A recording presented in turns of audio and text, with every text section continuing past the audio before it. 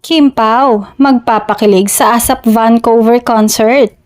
Handa na ang mga kapamilya fans sa Canada dahil magsasama muli ang tambalang Kim Chiu at Paolo Avellino o Kim Pao para sa isang espesyal na pagtatanghal sa ASAP Vancouver ngayong October 18, Sabado, sa Pacific Coliseum Hastings Park, Vancouver. Inaasahang magiging isa ito sa pinakaabangang segment ng concert dahil muling magsasama sa isang entablado ang dalawa sa pinakamainit na love team ngayon. Matapos magkasama sa mga teleserye at iba't ibang proyekto, masusulyapan naman ng mga overseas kapamilya ang kanilang kilig at chemistry ng live. Bukod sa pagtatanghal, mas inaabangan ng mga fans ang mga ayudang ganap at personal na ganap ng dalawa.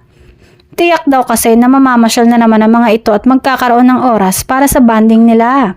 Samantala, bukod sa Kim Pao, tampok din sa ASAP Vancouver ang ilan pang malalaking bituin na maghahatid ng world-class na performances para sa mga manonood. Ito ay bahagi ng layunin ng ABS-CBN na dalhin ng saya at init ng Pinoy entertainment sa iba't ibang panig ng mundo.